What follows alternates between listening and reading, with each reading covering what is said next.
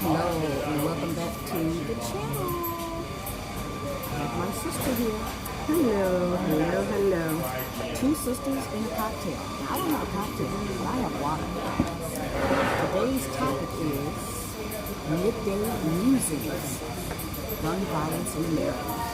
And other things.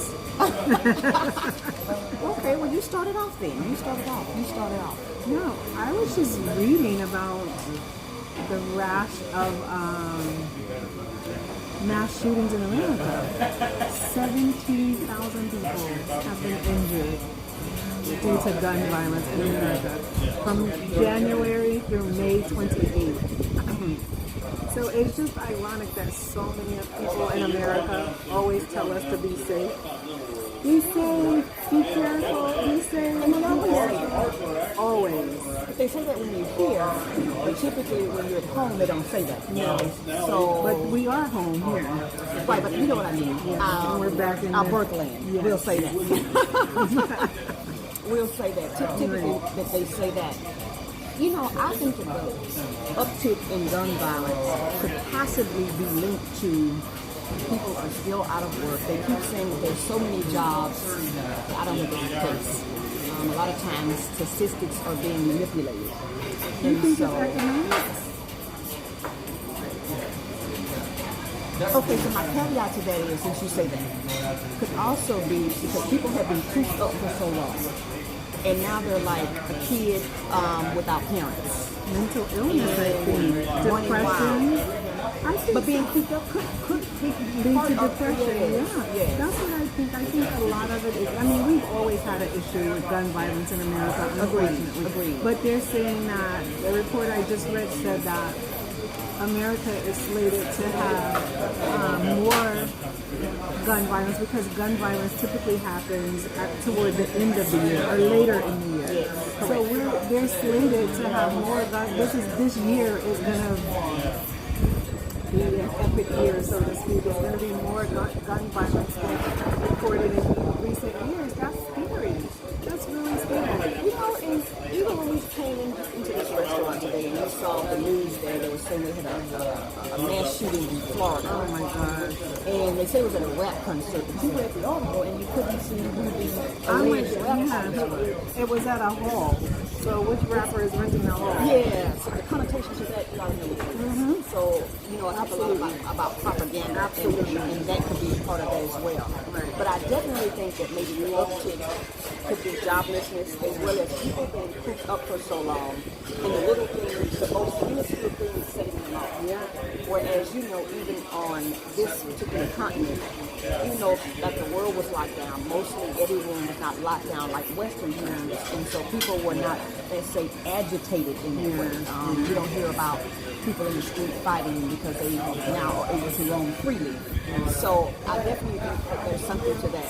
But just in terms of the gun laws, I do believe in the right to bear arms, but we do not need all of these high-powered assault rifles. Now, I am also under the auspices that it is not right for them to have the semi and the automatic weapons. I don't think they should. And we don't have them. So if they get them, we should have them. Right. But So I mean, growing up in Texas, you know, everybody had a gun. I can shoot. I've been to the gun range. I used to love to go to the gun range. But the laws need to be stricter. The fact that people have mental illnesses and it's their right to carry a gun. It's just, I don't think that's right. I think that there has to be a privilege, just like driving a car, how you have to be tested and if you can't pass the road test or the written test, you can't drive. So to just give people guns, for lack of a more intelligent phrase, all willy-nilly, I'm not with that. It's too much, it's scary. And here, like, okay, so they've been locked down. People have lost their businesses and homes, in some cases right here in Ghana. But I think that people are able to manage their stress better here, or differently. Even though they don't talk as much as we do in America, they don't talk about, how things are so bad for them. They're not as forthcoming as we are with certain information. But I feel like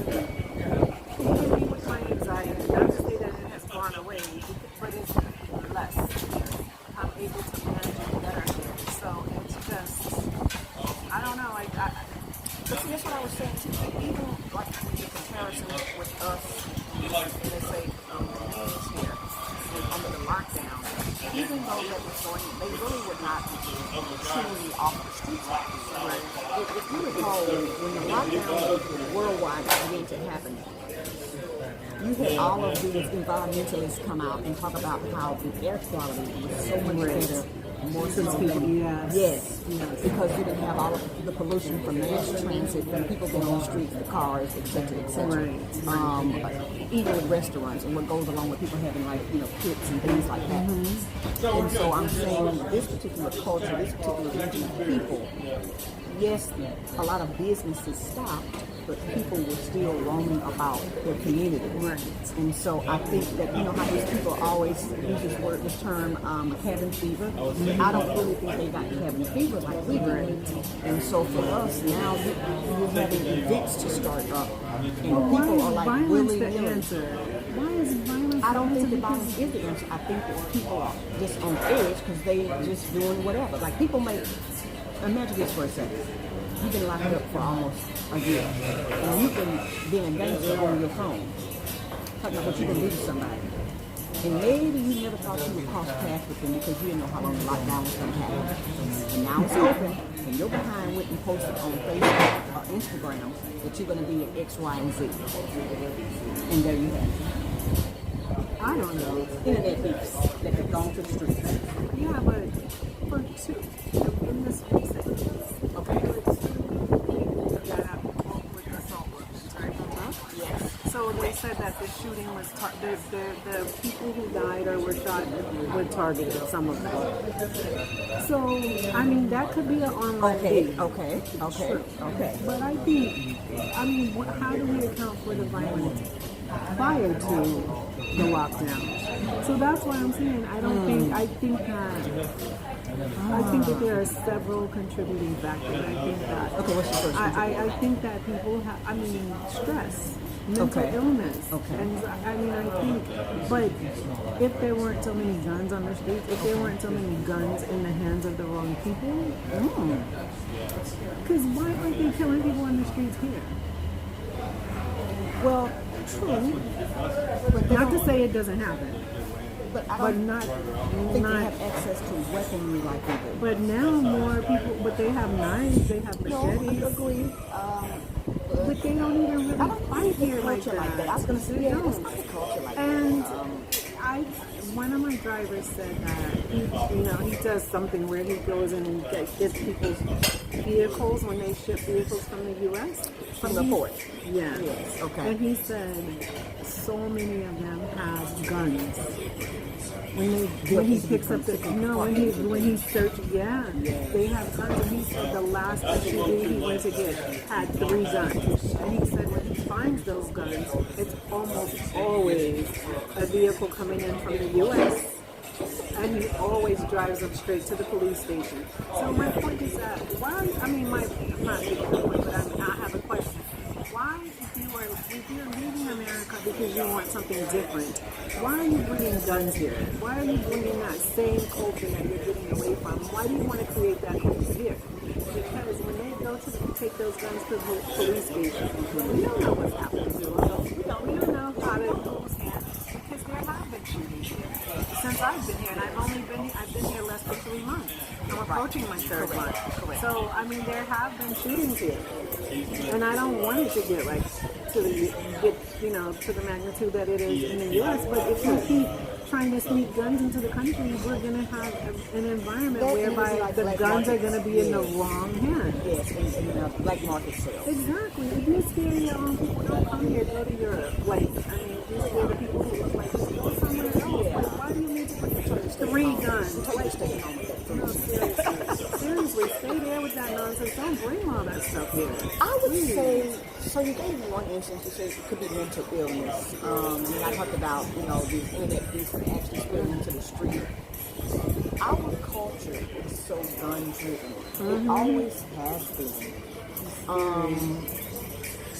I don't know how we can even minimize that because it's so ingrained and indoctrinated within us just as a people, being Americans.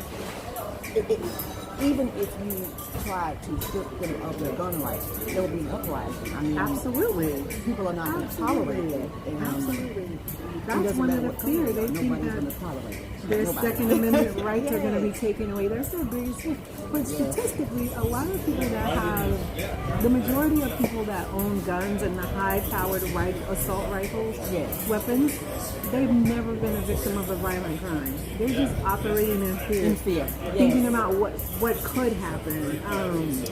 True. It's kind of like, what do they call it? Making a preemptive strike, but you never even had any evidence that something was going to happen. Yep. I would say there is some validity to that. You know, I've said to you often, you know, I don't like people to live in fear. You need to overcome those fears because you can actually, you know, matriculate in whatever path you're trying or you want to go on without being in a blockade because you're paralyzed by the fear, the unknown, and all of that. And so I guess it's different when you think about when you say the Second Amendment and the right to bear arms and protect let's say your home and your family. Because a lot of people would say, I need a gun to protect my family. Right. Is that it, or is it again back at you were saying the fear? I'm not even sure. I'm not even sure. Guns are how to collect. I mean, I know people collect things, but guns are dangerous. Guns are dangerous in the wrong hands. Like, I mean, and most people don't lock them up properly because if you did, they wouldn't be stolen from your home. Small children wouldn't be able to get a hold of the guns. How many times has a child killed another child? A child accidentally killed a sibling or something like that, or a playmate or whatever, because they got a hold of the gun. Like, people need to be responsible. It's just, I feel like there needs to be steps. When you get your gun, you have to apply to get the gun. And then if you don't pass background or psychological, test, you need to, I mean,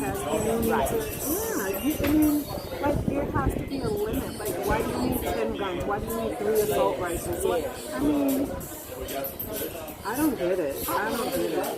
Again, like for us being Texans, it's the culture, and you're indoctrinated into that culture. And really, literally, no Texan will want to be caught, especially Baptists, and their counterparts is fully loaded and locked in. I'm not a Texan. I just live there. Here we go. I don't claim them. A graduate of Kimball High School. I love my family. Need I say more? Anyway, I don't have no love for the dusty days. You folks who will catch the replay, come forward for that one, okay? Thank you for tuning in for this episode of Sistas in the Cocktail, and be sure to catch us on the continent. Absolutely. What'd you say? Meet us at home. We're at home, so I can't say yes. We're at home. Yes, we'll come and join us at home. Yeah. You're there, we're here. Need I say more? All right. Smooches. Smooches.